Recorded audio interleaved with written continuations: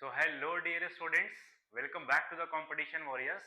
सो जितने भी students SSC के लिए तैयारी कर रहे हैं और खासकर वो स्टूडेंट जो एसएससी सीजीएल के लिए तैयारी कर रहे हैं, उनके लिए एक आज गुड न्यूज लेकर के आए हुए हम लोग, है ना। जैसा कि आपको थंबनेल में भी दिख गया होगा या फिर हमने टेलीग्राम पे आपको कल ही अपडेट कर दिया था कि आपके लिए सीएसएससी सीजीएल 2026 का नोटिफिकेशन आ गया है। लेकिन इस बार जो नोटिफिकेशन आया है, इस बार पहले वाले नोटिफिकेशन से थोड़ा सा अलग है। कुछ कुछ चेंजेस हुआ है नोटिफिकेशन में। क्या क्या चेंजेस हुआ है, क्या क्या कैसे होगा, सिलेक्शन प्रोसेस क्या होगा, हम लोग पूरा का पूरा इस वीडियो में बात करने वाले हैं। क्या पूरा का पूरा योग्यता होने वाला है, कब से फॉर्म फिल होना स्टार्ट होगा, है ना, कब एंडिंग होगा, कब तक आप एडिट कर सकते हैं, कब तक क्या क्या होगा, जितना भी इससे रिलेटेड हम लोग के बातें हैं, ये नोटिफिकेशन से लेकर के एसएससी सीजीएल में लेकर के, तो हम लोग पूरा का पूरा इस वीडियो में बात करने वाले हैं। ठीक है, तो बिना कोई डिले स्टार्ट करते हैं आज का वीडियो। और अगर आप एसएससी सीजीएल का तैयारी कर रहे हैं या फिर एसएससी का कोई भी एग्जाम का तैयारी कर रहे हैं, तो पूरा का पूरा एसएससी एग्जाम्स के नेचर के बारे में आज आपको पता चल जाएगा इस वीडियो को देखने के बाद कि एसएससी का एग्जाम किस तरीके से ले रहा है। और अगर आपको पता है कि एसएससी में अगर एक बार पैटर्न चेंज किया या फिर एसएससी सीजीएल में अगर आपका कोई भी एक एग्जाम में पैटर्न चेंज किया, तो आप मान के चल सकते हैं कि हर एक एग्जाम में आपका पैटर्न चेंज होने ही वाला है ना। तो बिना वीडियो को स्किप किए हुए वीडियो को स्टार्टिंग से लेकर के एंड तक देखिएगा, है ना। और हम लोग पूरा का पूरा इन्फॉर्मेशन जानने वाले हैं आज के वीडियो में। ठीक है, तो बिना कोई डिले किए हुए स्टार्ट करते हैं आज का वीडियो। और सबसे पहले बात कर लेते हैं, सबसे पहले हम यहाँ पास नोटिफिकेशन आपके लिए यहाँ पास डाउनलोड कर लिया पहले से ही, है ना। नोटिफिकेशन यहाँ पास डाउनलोड किया हुआ है। जितना भी चीजें यहाँ पास हम लोग के पास है, हर एक चीज को हम लोग क्या करते जाएंगे, पढ़ते जाएंगे और आपको हम समझाते जाएंगे कि क्या क्या मेरे पास इसमें दिया हुआ है और क्या क्या मेरे पास चेंजेस है, पहले क्या नहीं था और अब क्या आ गया है, वो हम लोग पूरा का पूरा बात करने वाले हैं। ठीक है, चलिए स्टार्ट करते हैं। इसको थोड़ा नीचे कर लेते हैं, है ना। चलिए देखिएगा, अगर हम यहाँ पास बात कर लेते हैं थोड़ा सा अगर हम बात कर लेते हैं, तो सबसे पहले यहाँ पास आता है कि सर एसएससी सीजीएल का जो फॉर्म है, वो फॉर्म कब से भराएगा और कब से एंडिंग हो जाएगा मेरे पास, मतलब कब स्टार्टिंग होगा, फॉर्म फिलिंग आप कब से कर सकते हैं। यहाँ पास लिखा हुआ है dates of submission of applicants, है ना। आप 21/5 से 22/6 तक कर सकते हैं, मतलब 21 मई से लेकर के 22 जून तक आप इस फॉर्म को फिल कर सकते हैं। सिंपल सा बात। Date and the time for the receipt online, ठीक है, ऑनलाइन पेमेंट आप 22/6 तक कर सकते हैं ज्यादा से ज्यादा। Last date for the making online payment 23 तारीख तक है, ठीक है ना। विंडो का मतलब समझते हैं, window for the application for the correction including online payment. यहाँ पास विंडो करेक्शन का मतलब होता है कि अगर आप कोई फॉर्म भरते समय कोई गलती कर चुके हैं ना, तो आप अगर गलती कर चुके हैं तो 29/6 से लेकर के 1 तारीख 7वां महीना तक आप क्या कर सकते हैं, इसको मॉडिफाई कर सकते हैं अगर आप फॉर्म फिल करते समय कोई गलती कर चुके हैं तो। ठीक है, सिंपल सा बात है। और tentative schedule for the tier 1, आपका एग्जाम जो है जिसको हम लोग प्री का एग्जाम बोलते हैं, जिसको हम लोग टीयर 1 बोलते हैं, आपका टीयर 1 का एग्जाम अगस्त से सितंबर के बीच में होगा। और आपका टेंटेटिव जो है आपका टीयर 2 का एग्जाम, जिसको हम लोग मेंस के लिए बोलते हैं, वो दिसंबर 2026 में होने वाला है। मतलब आपका अगर आप ठीक ठाक से तैयारी कर लेते हैं तो 2026 के अंदर अंदर आपको पता लग जाएगा कि आप ऑफिसर बनने वाले हैं या ऑफिसर नहीं बनने वाले हैं। ठीक है, चलिए ये अपने पास पूरा का पूरा इंफॉर्मेशन हो गया कि कब फॉर्म फिल स्टार्ट होगा। फॉर्म अपना आप 21/5 से लेकर के 22/6 तक भर दीजिएगा। लेकिन जो स्टूडेंट्स 2026 सीजीएल का तैयारी कर रहे हैं, डेडिकेटेड तैयारी कर रहे हैं, सीरियसली तैयारी कर रहे हैं, तो अब आप 2 दिन 8 दिन या जो एक सप्ताह के बाद, ये एक वीक के बाद आप फॉर्म को भर दीजिएगा। लास्ट डेट तक इसका वेट मत करिएगा कि सर लास्ट डेट आएगा तब हम भरेंगे, वैसा बिल्कुल नहीं करिएगा। क्योंकि लास्ट में जाते जाते यहाँ पास ना 15 तारीख के बाद जैसे ही आएगा ना, 15 जून के बाद आपका सर्वर डाउन हो जाता है ना, या फिर बहुत सारा प्रॉब्लम्स आते रहता है। तो आपको हम ये एडवाइस करेंगे, सिंपल सा बात, कि अभी 20 तारीख है ना, तो 25 तारीख के बाद या फिर 25 तारीख के आसपास आप ये वाला फॉर्म डाल देना। मतलब मेरे हिसाब से आप मई में ही फॉर्म डाल दीजिएगा, तो फिर ज्यादा टेंशन रहेगा नहीं, है ना। फिर आपका प्रिपरेशन के लिए समय रहेगा, आप आराम से प्रिपेयर करते रहिएगा, कोई दिक्कत आएगा नहीं। बाकी इन्होंने इस बार टोल फ्री नंबर भी दे दिया है नोटिफिकेशन में ही, तो अगर कोई दिक्कत आएगा तो आप टोल फ्री नंबर पे भी कॉल करके बात कर सकते हैं, कोई दिक्कत आएगा नहीं। ठीक है, चलिए आगे चलते हैं, क्या क्या चेंजेस आया है हम लोग सबसे पहले चेंजेस के बारे में बात कर लेते हैं। ठीक है, चलिए यहाँ पर बात कर लेते हैं। तो टोटल इस तरीके से अपने पास टोटल डिपार्टमेंट्स है ना। आपका कौन कौन सा डिपार्टमेंट है, असिस्टेंट ऑडिट ऑफिसर है ना, इस बार सेंट्रल कैडर का है। असिस्टेंट ऑडिट ऑफिसर अपने पास 18 से 30 साल। यहाँ पर देखिएगा, जो भी अपने पास देखिएगा, ये वाला जो अपने पास है, ये पोस्ट जो है वो ये अपने पास कितना है, लेवल 8 का जॉब है। लेवल 8 का जॉब अपने पास ये टोटल सारा का सारा हो गया। ये लेवल 7 का जॉब है। और देखिएगा जितने भी है अपने पास जॉब है, उसका एज ग्रुप जो है 18 से 30 साल तक के लिए ही है। ठीक है, 18 से 30 साल तक अगर आपका एज है तो आप भर सकते हैं। ठीक है। लेकिन अगर आप SC ST या OBC से बिलोंग करते हैं तो आपको अलग से एज रिलैक्सेशन भी मिलता है, ठीक है। तो चलिए ये एक बार के लिए आप देख लीजिएगा, ये वाला पूरा का पूरा PDF हम कल ही अपने टेलीग्राम चैनल कंपटीशन वॉरियर्स पे डाल चुके थे, है ना। तो जितने भी स्टूडेंट्स इसको पढ़ना चाहते हैं पूरा मतलब अपने से खुद से पढ़ना चाहते हैं तो आप पढ़ सकते हैं। ये वाला PDF आपको टेलीग्राम चैनल कंपटीशन वॉरियर्स पे मिल जाएगा। बाकी जो हम लोग के लिए इन्फॉर्मेशन सब बात है, हम लोग सबसे पहले वो वाला बात करेंगे, है ना। चलिए, ये तो उतना ज्यादा इन्फॉर्मेटिव है नहीं इधर। वैकेंसीज रिजर्वेशन एक बार के लिए आप पढ़ लीजिएगा कि अगर आप रिजर्वेशन में हैं तो क्या क्या सर्टिफिकेट्स हैं, क्या है और ठीक है। इंडिया का आप होना चाहिए सारा का सारा। एज लिमिट के बारे में यहाँ पास लिखा हुआ है, यहाँ पास क्या लिखा हुआ है एज लिमिट में, candidate must have been born earlier than, यहाँ पास 2/8/2099। यहाँ पास ये बोला गया है कि अगर आपका डेट ऑफ बर्थ 1999 2/8/2000 से पहले आपका होना चाहिए डेट ऑफ बर्थ, है ना, और नॉट लेटर देन 1/8/2008, है ना। आपका ये बोला जा रहा है सिंपल सा कि अगर आपका डेट ऑफ बर्थ 1999 से बाद, है ना, 1999 के बाद और 2008 से पहले का है तो आप आराम से फॉर्म को भर सकते हैं। क्लियर बात। अब यहाँ pass the post for the within the age of 20 to 20, ठीक है, ये अपने पास हो जाएगा। अब ये आगे बात कर लेते हैं और कोई अपने पास, तो ये अपने पास अगर आप एज रिलैक्सेशन का बात करते हैं, जैसे कोई स्टूडेंट्स होते हैं ना जिनका 30 साल हो जाता है, 30 के पार हो जाता है, तो अगर आप SC ST से बिलोंग करते हैं तो आपको 5 साल का एज रिलैक्सेशन मिलेगा। अगर आप OBC से बिलोंग करते हैं तो आपको 3 साल का एज रिलैक्सेशन मिलेगा। अगर आप PWD कैंडिडेट है तो आपको 10 साल का एज रिलैक्सेशन मिलेगा, है ना। अगर आप PW OBC से हैं तो आपको 13 साल का एज रिलैक्सेशन मिलेगा। अगर आप एक सर्विसमैन है, अगर आप कहीं भी, एक सर्विसमैन का मतलब होता है कि अगर आप कहीं भी कोई भी गवर्नमेंट जॉब में कर रहे हैं ऑलरेडी, दैट मीन्स कि आप एक सर्विसमैन है तो आपको अलग से छूट मिलने वाला है, ठीक है। चलिए और आगे बात कर लेते हैं क्या क्या हो सकता है अपने पास, और जो मेजर चेंजेस हुआ है ना उस पर हम सिंपली बात कर लेते हैं। जो कल से बहुत सारे स्टूडेंट्स का मैसेजेस आ रहा था कि सर ये क्या कर दिया है क्या नहीं कर दिया है, वो हम एक बार के लिए यहाँ पास बात कर लेते हैं पूरा का पूरा, है ना। उसी पे आ जाते हैं सबसे पहले, और तो अपने पास कोई होगा नहीं यहाँ पास, पहले बात कर लेते हैं उसी पे। OBC के बारे में बहुत सारे कैंडिडेट, ये वाला पूरा का पूरा OBC के बारे में लिखा हुआ है। बहुत सारे कैंडिडेट्स का यही क्वेरीज होता है कि सर OBC सर्टिफिकेट कैसे बनवाना है, क्या बनवाना है, कहाँ से बनवाना है ना। अगर किसी भी कैंडिडेट को दिक्कत होगा, है ना, हालांकि ये पर्टिकुलर वीडियोस में बताना तो पॉसिबल नहीं है कि अगर किसी स्टूडेंट्स को पता नहीं होगा कि सर कैसे बनवाना है, क्या फॉर्मेट होता है ना, SC सर्टिफिकेट या SC सर्टिफिकेट कैसे बनवाए, OBC सर्टिफिकेट कैसे बनवाए, अब बनवाते हैं तो किधर किधर से बनवाते हैं, क्या क्या करवाना पड़ता है, फॉर्मेट क्या होता है, तो आप एक बार कमेंट में बता दीजिएगा हमको, तो उसके लिए हम आपको एक सेपरेट वीडियो बना करके बता देंगे, ठीक है। बाकी OBC के लिए लिखा हुआ है कि अगर आप OBC में है, बिलोंग करते हैं, या फिर EWS से बिलोंग करते हैं तो आपको कौन कौन सा सर्टिफिकेट्स लाने पड़ेंगे, वो सारा का सारा चीज यहाँ पर लिखा हुआ है। चलिए थोड़ा सा एग्जाम पैटर्न का बात कर लेते हैं, नीचे चलते हैं, है ना। एग्जाम पैटर्न कहाँ गया, एक सेकेंड, इसको थोड़ा सा और ऊपर कर लेते हैं, और है ना, ठीक है ना। इसेंशियल क्वालिफिकेशन, हाँ यहाँ पर देख लीजिए कि अगर आप इसेंशियल क्वालिफिकेशन क्या क्या होना चाहिए 1/8/2026 के according, essential qualification based on the bachelors degree from recognised university, आपका एक क्या होना चाहिए, आपका एक ग्रेजुएशन होना चाहिए, साथ साथ में डिजायरेबल क्वालिफिकेशन चार्टेड अकाउंट, ये सारा का सारा होना चाहिए, कोई भी चीज दोनों में से कोई हो सकता है तो कोई दिक्कत आएगा नहीं आपका, है ना। इसेंशियल क्वालिफिकेशन ये आपको होना चाहिए, ये कोई भी अगर आप है तो भर सकते हैं, मतलब सिंपल सा बात, अगर आप ग्रेजुएट हैं तो आप भर सकते हैं इस चीज को, है ना। ग्रेजुएट नहीं होंगे फिर आपसे नहीं हो पाएगा, क्लियर।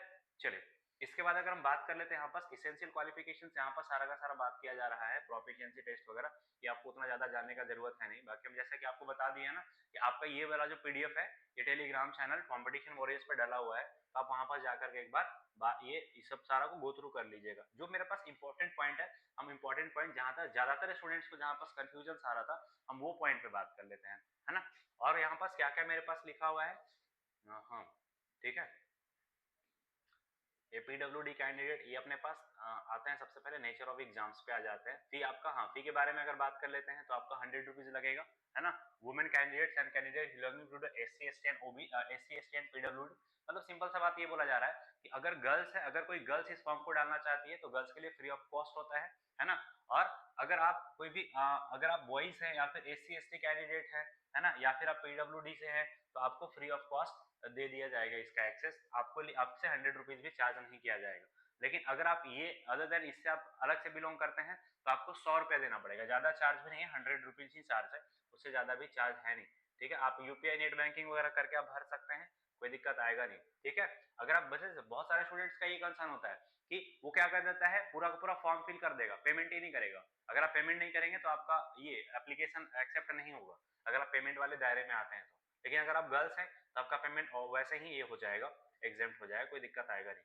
ठीक है ना। ये अपने पास एग्जामिनेशन सेंटर्स है, ये सारा का सारा देख लीजिएगा कि आप कौन से रीजन में आते हैं, कहाँ से बिलोंग करते हैं, आप वहां पास एग्जाम सेंटर डाल दीजिएगा, है ना। जहाँ पास आप एग्जाम सेंटर डालिएगा तो नियर बाई वहीं के आसपास में अपना एग्जाम सेंटर भी आ जाता है, कोई ज्यादा दिक्कत होता नहीं है। यहाँ पर जो हम ये देख रहे हैं, हाँ यहाँ से हम लोग को बात कर रहा था स्कीम ऑफ एग्जामिनेशन कि सर एग्जाम हम लोग का यहाँ पास कैसे कैसे होगा। तो यहाँ पास लिखा हुआ है computer based examination will be conducted in 2 tiers indicated below, है ना। आपका जो एग्जाम है एसएससी का एग्जाम है, एसएससी सीजीएल का एग्जाम आपका 2 टीयर में होता है, जैसा कि आपको पहले ही पता होगा। एक अपने पास टीयर 1 जिसको हम लोग प्री बोलते हैं, और एक अपने पास होता है टीयर 2 जिसको हम लोग मेंस बोलते हैं, ठीक है ना। Marks scored by the candidates in computer based examination if conducted in multiple shift will be normalise using the procedure, ठीक है। नॉर्मलाइजेशन होता है मार्क्स का, ये हो जाएगा अपने पास 100 रुपए पर क्वेश्चन हो सकता है, दे सकते हैं, और कोई दिक्कत आएगा नहीं। आगे देख लेते हैं। हाँ ये अपने पास ये सबसे इंपॉर्टेंट पार्ट अपने पास यहाँ पास आता है, जो बहुत सारे स्टूडेंट्स का यहाँ पर से कल क्वेरीज आ रहा था कि सर इसमें भी सेक्शनल टाइमिंग कर दिया है क्या। इनफैक्ट कि हम प्रॉपर इसका कल स्क्रीनशॉट लेकर के ही डाल दिए थे, है ना। देखिएगा सबसे पहले ना, सबसे जैसे कल तक जो पिछले साल तक अपने पास 2025 तक जो आता था, जो वैकेंसीज आता था, जो नोटिफिकेशन आता था, उसमें सिर्फ इतना लिखा हुआ रहता था कि 1 घंटे का आपको समय मिलेगा, और जो अदर कैंडिडेट्स हैं, जो पीडब्ल्यूडी से कैंडिडेट हैं, उनको 1 घंटा 20 मिनट का समय मिलता है। लेकिन यहाँ पर जो बोला गया है कि देखिएगा जिससे ये प्री वाला एग्जाम का टीयर 1 का आपका स्कीम है, यहाँ पर टीयर 1 लिखा हुआ है, जनरल इंटेलिजेंस रीजनिंग बोलते हैं, आपका जनरल अवेयरनेस आएगा, क्वांटिटेटिव एप्टीट्यूड आएगा, और आपका इंग्लिश आएगा। हर एक सेक्शन के हिसाब से 25-25 सवाल रहेगा, और एक सवाल 2 नंबर का रहता है, तो 50-50 नंबर का आपका 4 सेक्शन का एग्जाम होगा, मैथ्स, रीजनिंग, जीके जीएस और इंग्लिश। तो टोटल एग्जाम जो होगा आपका वो 200 नंबर का होगा। अब मेन दिक्कत यहाँ पर ये आता है ना कि अब यहाँ पर सेक्शनल टाइमिंग कर दिया है ना। सेक्शनल टाइमिंग का मतलब क्या होता है, सेक्शनल टाइमिंग का मतलब क्या होता है कि पहले ऐसा ऐसा था कि आप जैसे बहुत लोग क्या करता था ना कि मैथ जैसे 1 घंटा आपको मिल गया, सिंपल सा बात यह है कि पहले 1 घंटा मिल जाता था, 1 घंटा में आपको जो करना है कर लीजिए, मैथ सॉल्व करना है मैथ सॉल्व करिए, रीजनिंग पे ज्यादा समय देना है रीजनिंग पे ज्यादा समय दीजिए, है ना। अगर आपका इंग्लिश कमजोर है तो इंग्लिश पे ज्यादा समय दीजिए। यहाँ पर ऐसा कोई बाउंडेशन नहीं था पहले कि आपको मैथ पे इतना ही समय देना है, रीजनिंग पे इतना ही समय देना है, ऐसा कोई बाउंडेशन नहीं था पहले। लेकिन अब इस बार के नोटिफिकेशन में ये डाला गया है with the sectional timer of 15 minute for the each subject. मतलब यहाँ पर सिंपल सा बात ये बोला जा रहा है कि आपको आपको जनरल इंटेलिजेंस मतलब रीजनिंग का सवाल 25 सवाल कितना मिनट में करना होगा, 15 मिनट में करना होगा। जैसे इसका 15 मिनट टाइम लैप्स होगा, ये बंद हो जाएगा, बंद हो जाएगा मतलब आप दोबारा इसको एक्सेस नहीं कर पाएंगे, है ना। पहले वही वो चीज नहीं था, पहले था कि रीजनिंग बनाए फिर मैथ्स पे जंप कर गए, मैथ्स बनाए फिर जीके पे जंप कर गए, जीके बनाए फिर इंग्लिश पे जंप कर गए, और जंप करने के साथ साथ कि आप दोबारा एक बार बनाए फिर दोबारा भी उस सेक्शन पे जाकर के जंप कर सकते थे। लेकिन अब ऐसा नहीं होगा, एक बार 15 मिनट हुआ, 15 मिनट आपका टाइमर गया तो फिर दोबारा से ये चीज आपका रिट्राइव नहीं होगा, ठीक है ना। सेम चीज आपका जनरल अवेयरनेस में भी है, हर एक सेक्शन के लिए आपको 15-15 मिनट का समय मिलेगा, 15-15 मिनट का समय मिलेगा आपको। मैथ्स के लिए भी 15 मिनट, रीजनिंग के लिए भी 15 मिनट, जीके जीएस के लिए भी 15 मिनट, और आपका इंग्लिश के लिए भी 15 मिनट। मेरे हिसाब से जीके जीएस के लिए 15 मिनट बहुत एनफ है ना, बहुत ज्यादा एनफ है।